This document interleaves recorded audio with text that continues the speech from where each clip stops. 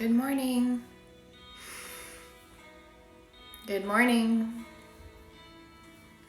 Hi, everyone. Good morning. Good morning. Good morning. Come on in. Well, it's morning here. It may not be morning where you are. Hi, guys. So nice to see you all. Welcome, welcome. Hey, Lish. Hey, Carolyn. Marvelous Maker Studio. Hello. Dempson, Jay Dempson. Hello, welcome. Hey, Mare. Hi, everybody. Please come in. Lovely to see you. Lovely to see you. Welcome on this Friday morning. At least it's morning here where I am. I'm in Toronto, Canada. Hey, Jen. Welcome. So happy to have you guys here. I'm just going to wait one more minute to see if other friends will join us. I want to know how you are. Tell me how you are. What's going on for you?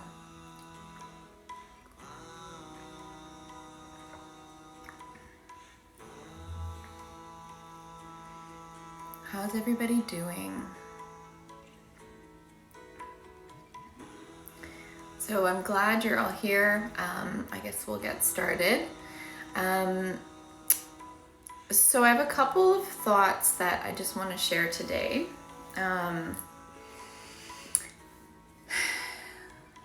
I'll just try to make them as concise as possible. So thank you for your patience with me today. I wanted to talk about grief and trauma. Hi, welcome guys, welcome. I wanted to talk about grief and trauma and how those two things can intersect. So I've been thinking a lot about this as I've been working with clients and as I've been talking about it with friends and thinking about my own experience. The way I'm conceptualizing it right now is that there is what we might call typical grief, although no grief is going to be the same, right, as other people's grief. But I'm going to refer to it as typical grief, just to sort of explain that experience, and I'll explain what that means. And then we've got something called traumatic grief. And I want to make a distinction today between the two, because if anybody here is, or in the future watching this, is experiencing, well, either forms, of course, but in particular traumatic grief, I want to offer some insights that might be helpful for moving through that might be slightly different than those of us who are moving through grief, a more typical grief. Does that sound okay, guys? You into that? Happy snowy Friday to you. Okay, so I was trying to find a nice definition of grief that I liked, and I did not come across one. So I'm sure there are some out there, but I'm just going to give you sort of my working definition right now of what I'm calling typical grief. And again, I'm not sure if I like that word typical, but I'm not sure what else to use right now. I just mean a grief process that's not traumatic. That's sort of, I don't even know what other words to use right now. But anyway, maybe you guys can help me out if I can't think of how to describe that. So grief, as we know it, is an embodied process of sorrow or other emotions which reveal what we truly value. So we're wired to grieve. Grieving is an inherent part of being a human being. It's not easy. I don't want to dismiss any challenges that come with grief. Thanks for being here. Hi, welcome everybody. I don't want to dismiss the intensity or the difficulty of grieving, right? Like I'm sure every human here knows that grieving is it takes energy. It takes an enormous amount of grace and dignity, and also resources and support. So it's not that I want to undermine the intensity of what I'm calling typical grief. So just want to make that really clear. The other thing I want to add to that, though, is that I actually believe that grief is it's an awakening process. So the spiritual lineage that I'm connected to now through the Kundalini Yoga lineage believes that our souls come here to Earth to continue the work of leveling up, to increase our vibration, and to work through what we call karma, which just means like it's just karma's information.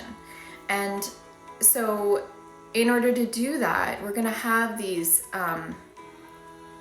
checkpoints or portals even in this human experience. And it's my belief that grief is one of those portals. And so it's not only important that we make space for our grief just for our own well-being, and so that grief doesn't get stuck, because it can get stuck, but it's also like part of the soul's journey to grieve and to move through those doorways in whatever way that may look for you, because we're all individuals, right? Okay, good. I'm glad. So what else about that? Okay, so that's sort of like grief. And then I want to talk a little bit about traumatic grief and what the differences are. So let me first define trauma. So trauma is any experience that overwhelms the nervous system and creates a negative self-belief, or clinically we call that a negative cognition, which can be lasting unless we actually untangle it.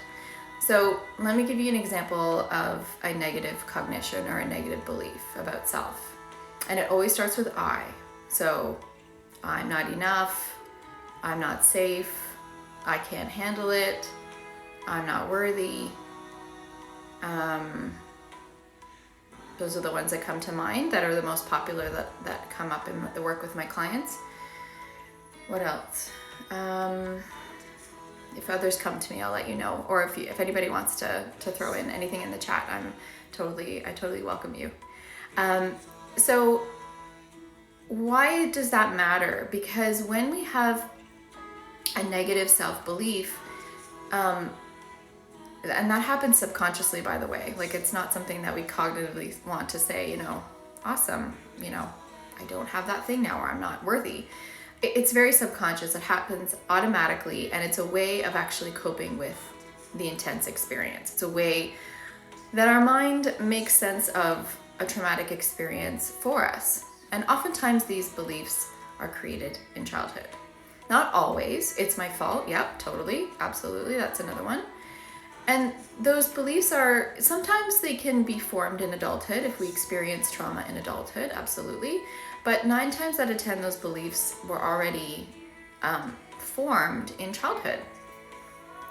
And when a belief is formed about self, and this goes for a positive belief too, which we have those as well. If you're a functioning adult, you've got positive beliefs. But a negative belief actually has a neural network in the brain attached to that belief. And that neural network informs the body about how to operate, how to automatically move, how to automatically breathe, and just how to show up in the world. And so that's where there's a little bit of overlap with what I'm calling typical grief and traumatic grief, which is that both of them require us to move through the embodiment of that experience. It's not just a cognitive or an emotional experience, it's an embodied experience. In both examples of typical grief and traumatic grief,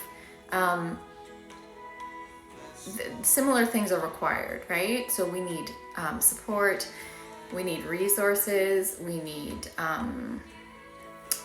sometimes we need tools or skills. And so, those are the things that overlap. The difference though in traumatic grief is that we need to get to the root. If we're really going to heal that experience in the end over time, we need to get to the root of the negative cognition, the negative belief that experience created for us, about us in the world. And the beauty of being able to do that is that we can actually meet those needs that were not met at that time now in adulthood. And that's what adulting is, in my opinion. Adulting is not just paying your bills. although it requires that too. It's not just, you know, taking yourself to the doctor when you need to, or, you know, it's meeting the emotional needs that were not met, typically in childhood, which shifts the negative belief about self. I hope this is clear. I'm trying to deliver this in a way that makes sense. So give me some feedback if something's not landing, or if you want clarification on anything. So what can we do with that information? Like, what's the point of that? Well, this is where I love Kundalini Yoga, because we can use that process, and we can use these tools to help from a body mind perspective, right? It's almost like ground up, shifting how the body is holding on to that information, whether it's grief or traumatic grief, by the way, in this case. We can enter that experience that's either just there naturally moving through itself, moving through us, or if there's stuck parts of it, we can move into that experience, into the body-mind system, and we can start to create shifts. Obviously, I'm a proponent of therapy as well, and the type of therapy that I do typically, well, there's more than one, but the main one that I use is called EMDR. The other one is called IFS, and I think they're best friends. And that's going through it from another angle, right? It's coming into the negative cognition experience or typical grief experience, either one would benefit, and starting to shift, you know, sort of what I would call like a top-down experience.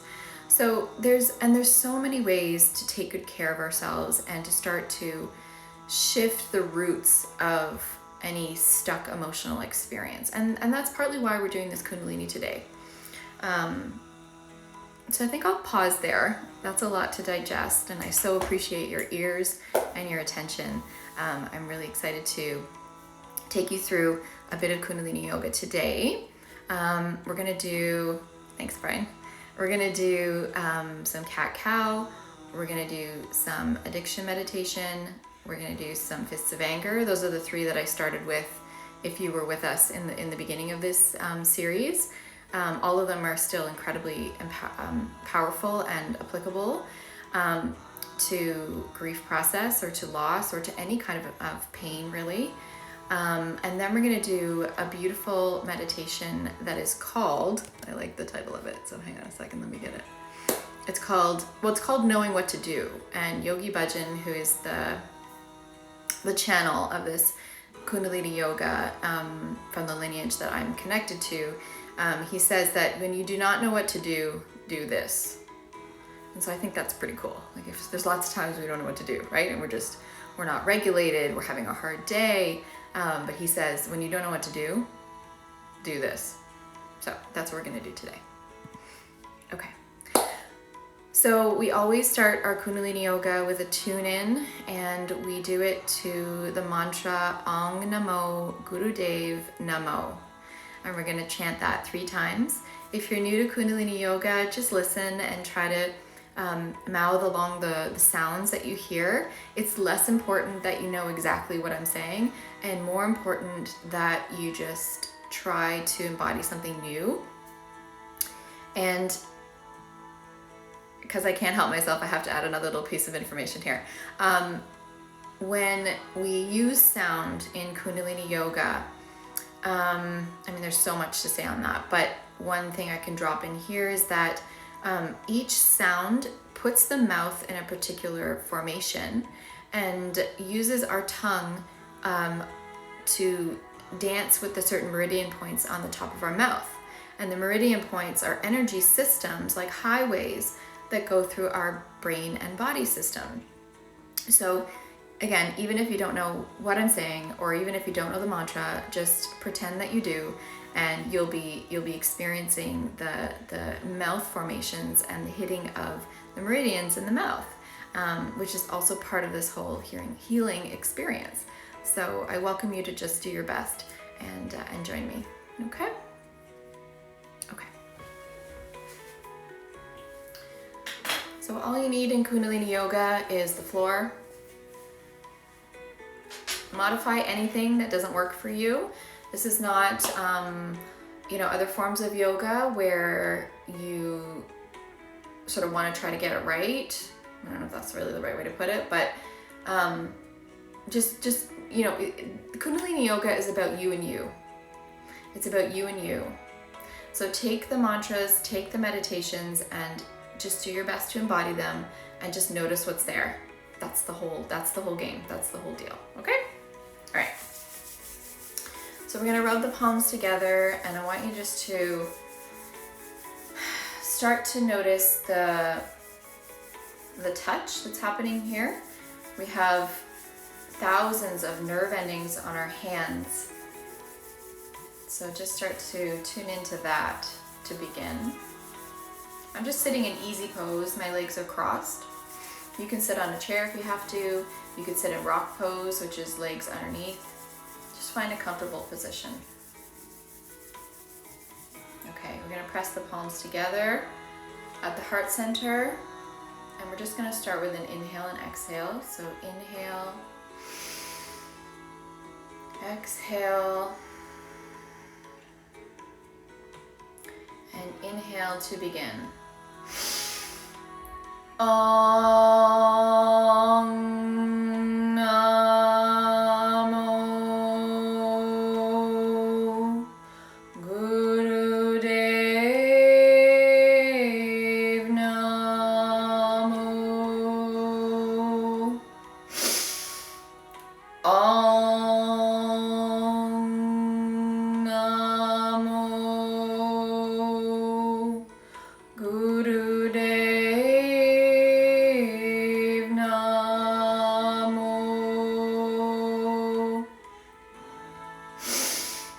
Om Namo Gurudev Namo. And inhale. Hold the breath. Focus at the third eye, tall spine, palms pressed together, body is calibrating. And exhale. Just pause in this posture for a moment. And I want you to just be aware of your beautiful long spine. Connecting you at the base to Mother Earth. Connecting you above to the cosmic energies. Our physical body is the middle point between heaven and earth. Okay, and relax. Okay, everything okay so far, guys? We're gonna do cat-cow. So if you haven't done this before, you're gonna come onto your arms, to your all fours, like your hands and knees. You want your knees to be roughly 2 fists apart, and you want your heels touching, okay? And what we're gonna do is we're going to inhale up into cat, eyes closed, and mentally chanting Sat. You're gonna go into cow and mentally chant Nam. So I'll show you what it looks like. We're gonna go for 3 minutes. You can start now, you're on the clock. Okay, so all fours, my heels are connected. I'm gonna be breathing in and breathing out. And you wanna find your rhythm. You wanna find the pace that feels good to you. I like to start out a little bit slow and then get a little bit faster, okay?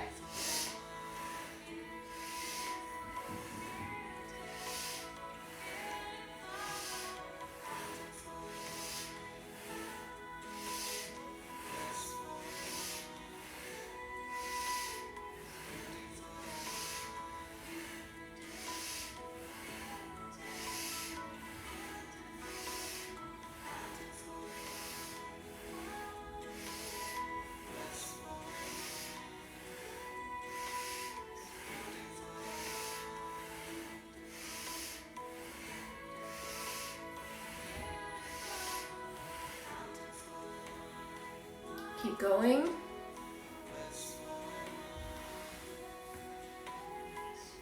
Inhaling Sat, exhaling Nam. Focusing on the mantra. If you feel your mind wandering, which will happen, just breathe a little bit more deeply and focus on Sat Nam. Sat Nam.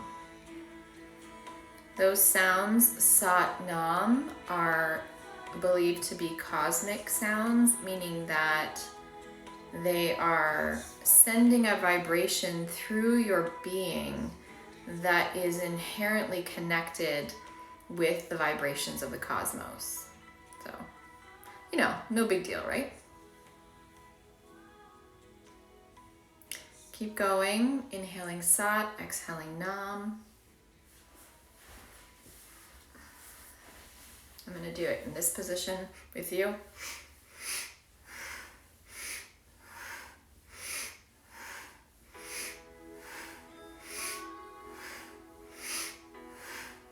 Anytime you're doing a meditation in Kundalini Yoga, you're going to get to know your negative mind, which is the part of your subconscious that wants to say, I don't want to do this, this is too hard, I don't like this, or whatever. And so it's a beautiful opportunity to just observe that and not engage with that part of your mind, and just thank it for trying to protect you, because that's what our negative mind is interested in. It's part of our neuroception system in our mind-body system. Okay, so you're gonna breathe up into cat, hold the breath, and breathe out into cow, pulling the navel to the spine, and then breathe in and go down into child's pose. You're gonna put your arms above your head into a prayer position. Looks like this.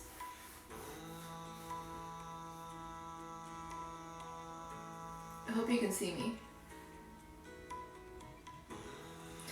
Stay there in that posture. Press your forehead against the ground. And here's an opportunity to send an intention or to ask for something that you really need right now. Maybe you need some extra courage today.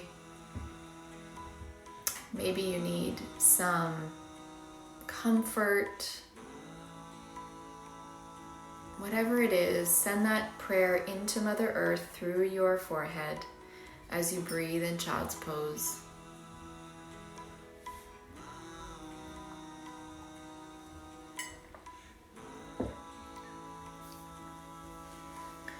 Okay, slowly make your way up into easy pose, legs crossed.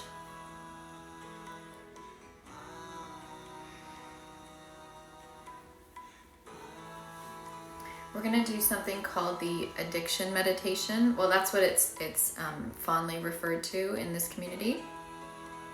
I think it's actually called meditation for medical habituation, if I've got that right. It's very, very powerful. As I've said before in other classes, if you chose to do one meditation every day, this would be an excellent choice. So would cat-cow. I would say those two, top of the list, for creating change. And like visible change, like change that you begin to notice quickly, okay? And how you feel, and how you perceive the world. It's very powerful stuff. So this meditation is useful for many things, but in particular it helps to change any habitual patterns. That could be behavioral patterns that you are unhappy with. It could be the way you relate to things or people. It could be also habitual patterns in how you see yourself. So back to those negative beliefs that we talked about in the beginning, right? This would be a way to access that part of the brain that holds on to those perceptions, okay? So what we're gonna do is sit in an easy pose, tall spine. Again, if you wanna sit in a chair instead or modify, that's fine. We just want you to have a tall spine. Putting the hands into this position, so it's like a fist, but with your thumbs out.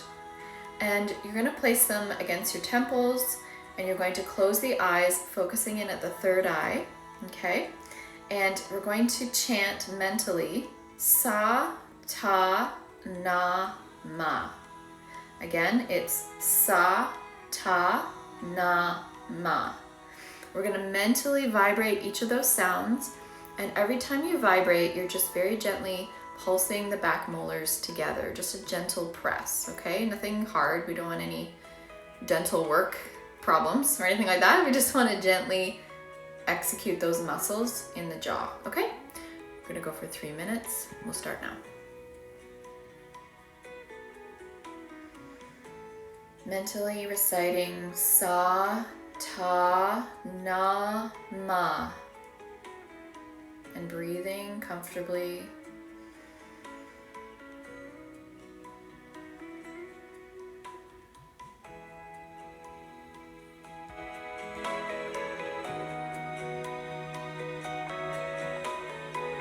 You're going to feel slight movement under the temple. That helps you to know that you're doing it properly. And you want the full pad of your thumb pressing against the temple. We don't just want like a little touch. You want the full pad just just nestled in there.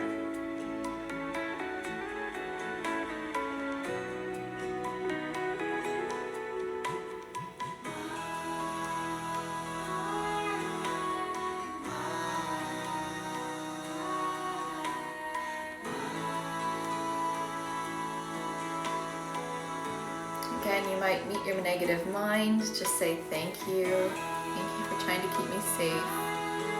Thank you for trying to help me stay protected. But when we stay protected, we stay small.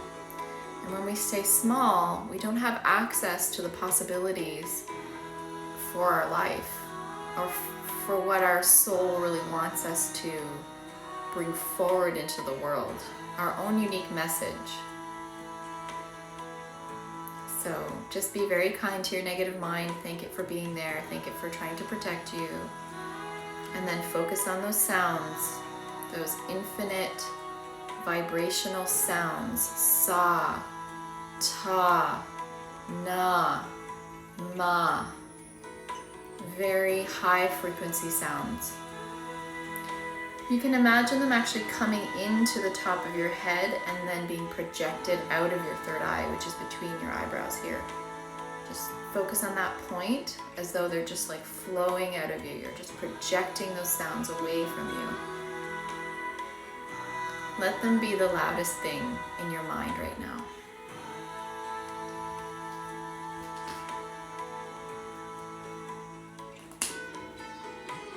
If your arms are getting tired, just lift them up.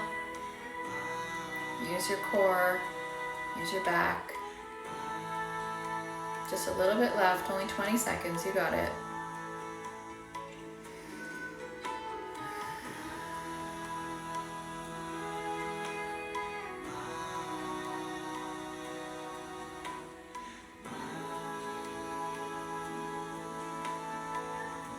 Take a deep inhale and hold it.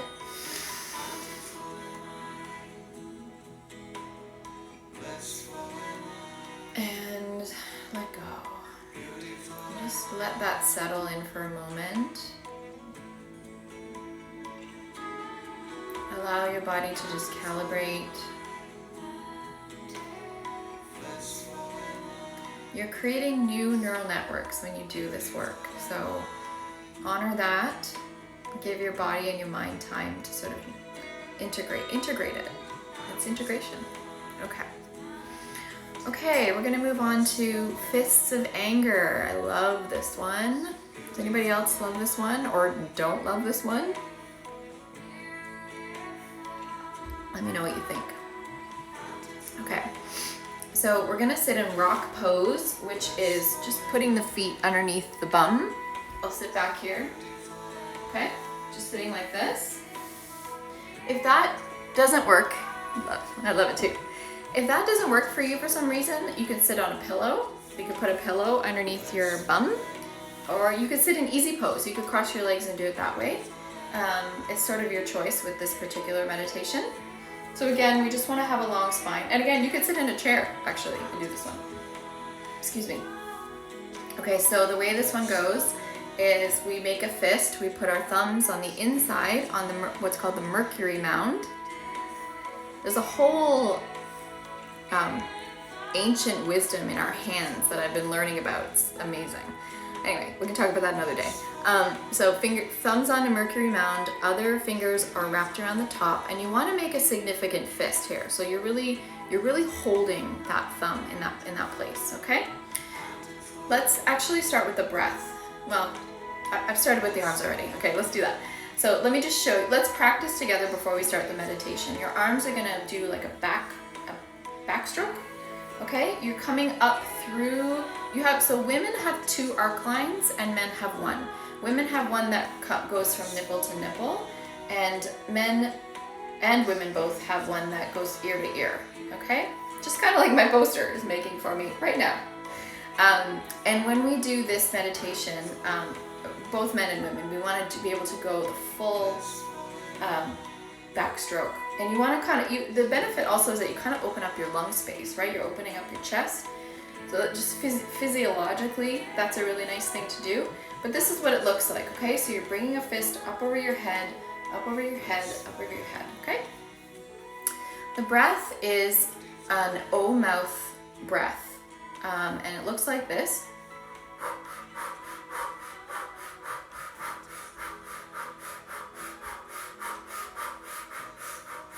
Okay, so try that for a moment first.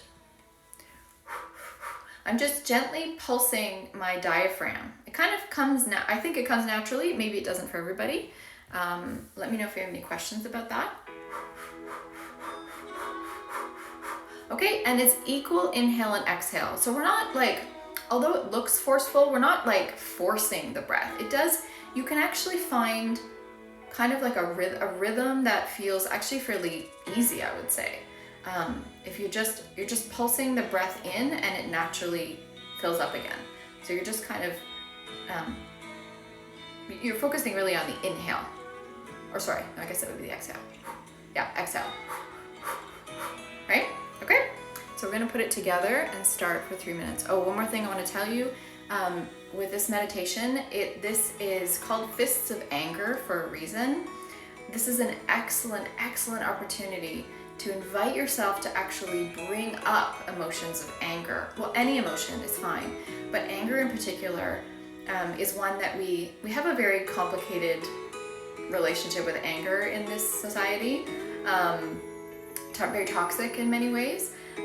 So this is a really good opportunity to start clearing out some of the anger and also changing how you relate to it. So I invite you to think about something that's making you feel angry in your life, and just go for it. Like, bring up those emotions. Okay? All right, here we go. Okay, so fists are like this.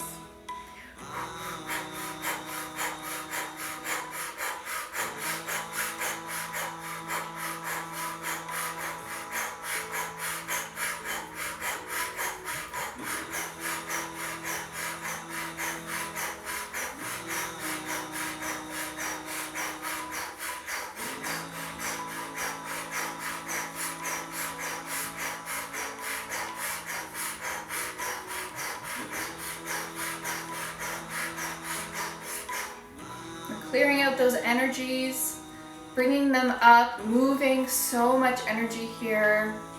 Focus on your third eye and focus on your O mouth breath.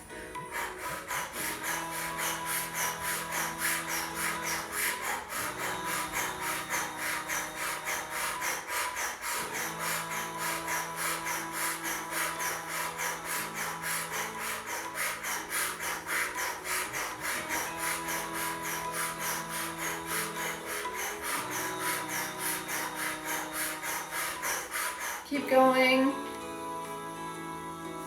can swallow when you have to. And hair in my mouth.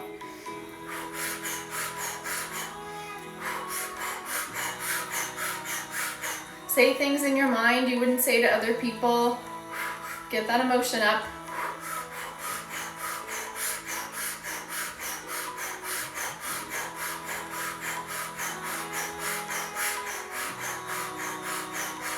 Don't hold back here.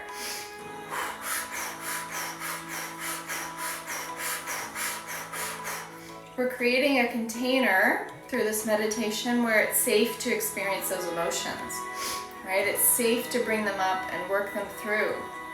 This is the time, this is the space. 1 more minute to go.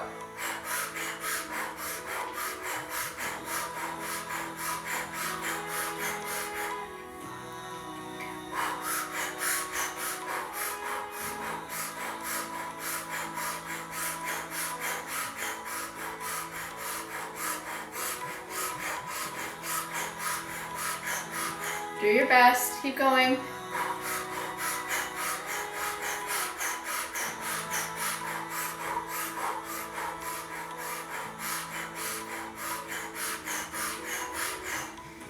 "20 seconds left. If you feel lightheaded, then just breathe long and deep. That's normal when you start doing this type of breath work.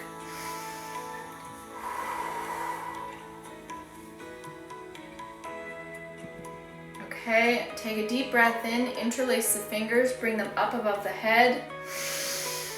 Hold the breath. Now all of it just floats away and you are in the presence of beautiful white light. Exhale, breathe in again. Hold, hold, hold. Letting go, bringing in beautiful healing white light surrounding your whole body. Exhale and inhale one more time. Allow that beautiful white light to just permeate you, healing white light. And exhale, slowly letting go of the arms. Bring your palms to your lap, place the right one on top of left and thumbs touching. And just rest them in your lap.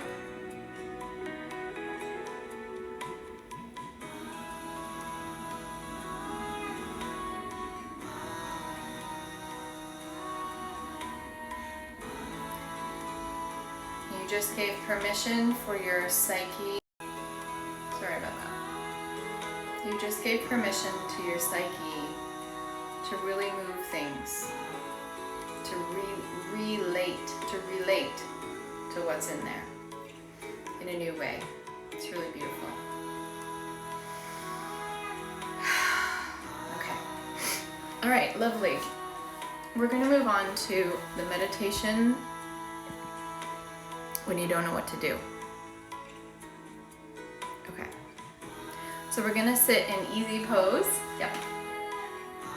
I'm just rolling my ankles. They're a bit stiff from doing that pose, so you're welcome to do the same.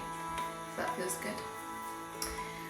Okay, sitting in easy pose. How's everybody doing so far? Everything okay? We've got 1 more to go. Just want to say good for you for taking the time to do this work. It's not easy. It's not easy, and this is about you and you. This is about you and you. So well done. Okay, so this is what we're gonna do. I'm just gonna read what Yogi Bhajan says, okay? When you do not know what to do this. Sit in easy pose, interlace your fingers, and place them behind your head with your elbows spread wide apart. Start listening to a song that I'm gonna play. Close your eyes, concentrate at your navel as you listen to the affirmations in the song that you'll hear in a moment. When the music, great, I'm so glad. When the music begins, pump your navel every time you hear har. This will be more clear in a moment. Okay? One more thing he says is, now listen with both ears, not by one ear. Whatever you listen by one ear, you are just listening. Whatever you hear by using both ears. Okay, something to think about. I never really thought about both ears before, so let's do that. Okay, let me just pull up the music.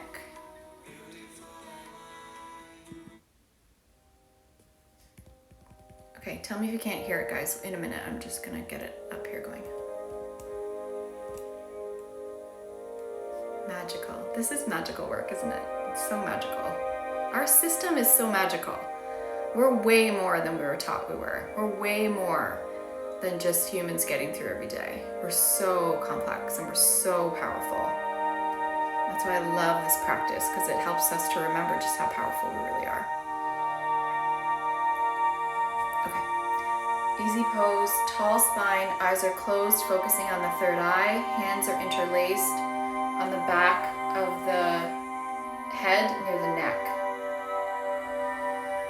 Breathing deeply, long, deep breaths. Let thy soul be awakened. Let thy soul be awakened. Let thy soul be awakened. Let thy soul be awakened. Let thy soul be awakened. Let the lotus feet of the Guru be in your heart. Let the lotus feet of the Guru be in your heart. Let the lotus feet of the Guru be in your heart. Let the lotus feet of the Guru be in your heart. Let the lotus feet of the Guru be in your heart. Let the lotus feet of the Guru be in your heart. Let the lotus feet of the Guru be in your heart. Let the lotus feet of the Guru be in your heart. Wake up, wake up, wake up, wake up, wake up, wake up, wake up. Heal, heal, heal, heal.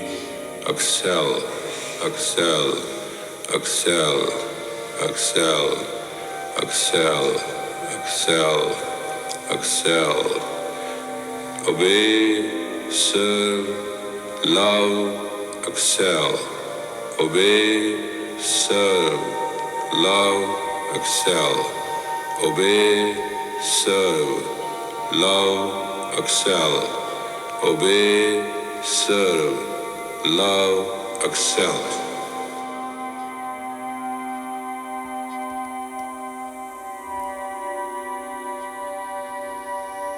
Stay in that posture.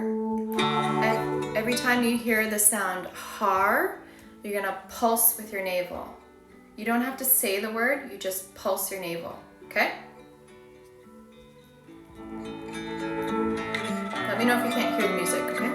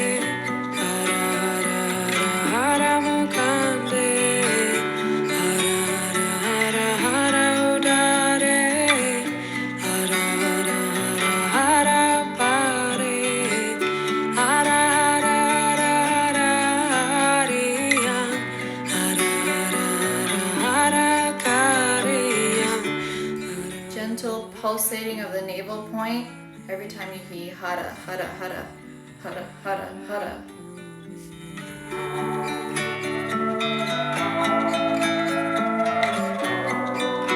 Otherwise, move on, deep breathing.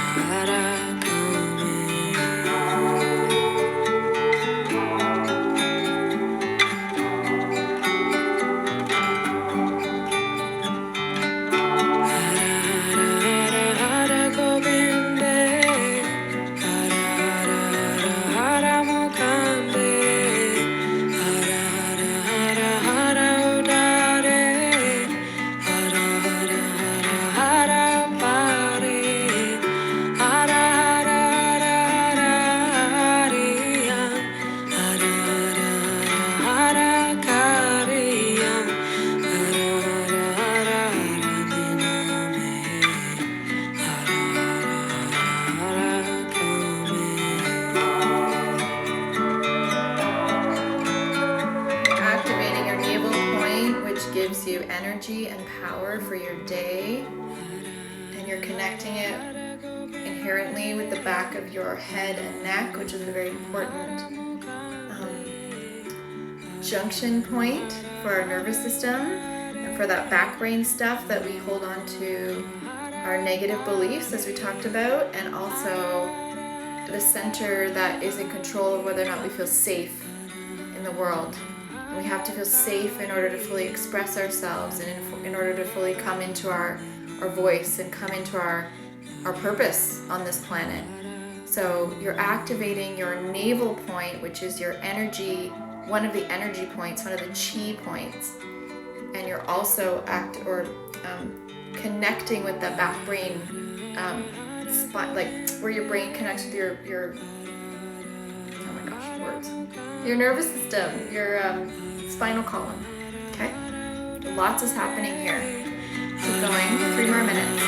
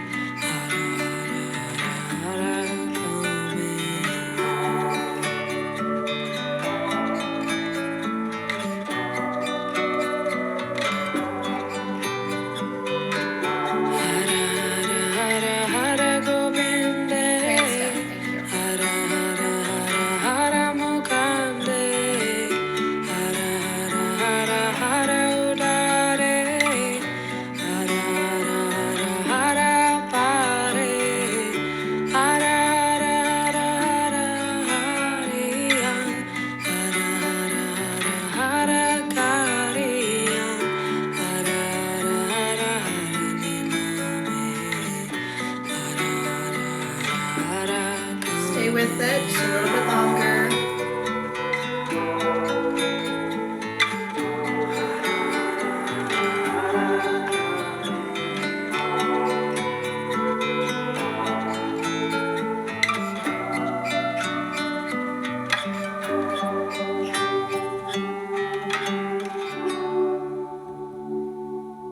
And take a deep inhale. Hold it. And exhale. Slowly bring the arms down and resting them in your lap.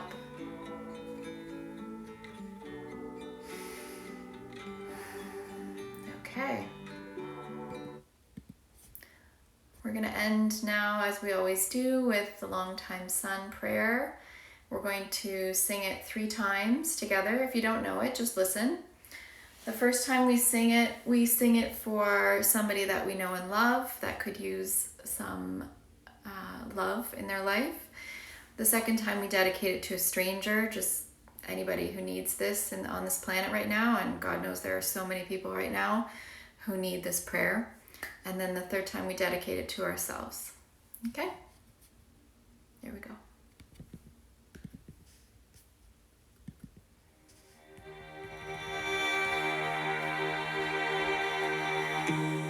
May the long-time sun shine upon you. Oh, love surround you, and the pure light within you guide your way on.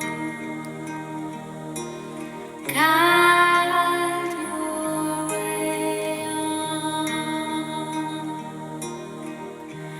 May the long-time sun shine upon you. Oh, love surround you, and the pure light within guide your way on. Guide your way on. May the long-time sun shine upon you. Oh, love surround you, and the pure light within you guide your way on. Guide your way on. Guide your way on. Okay, and we end with one long sat, one short nam. Inhale. Sat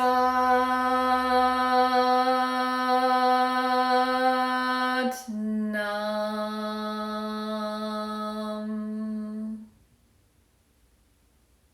Sat Nam. Sat Nam, everyone. Thank you so much for being here. Mare, Lish, Carolyn, Brian, Selena, Vicky. Who am I missing? Thank you guys so much. Susan, Marvelous Maker. What's your name? I can't remember. Hi guys, welcome, welcome, welcome, Niles. Have a great day, guys. I'm so happy that you were here with me today. I hope this was helpful. I hope it was rejuvenating in some way. And now you know what to do when you don't know what to do. You just do that meditation. And if you don't have the music, don't worry about it. Although I can send you the playlist if you want to just DM me. But I think you could just play any, there's many versions of Hara Hara Hara Makunde, it's called. So actually, maybe I will just put a link to that in my stories, and that way you can have it. But now you know what to do when you don't know what to do. Okay? Have a great day, guys.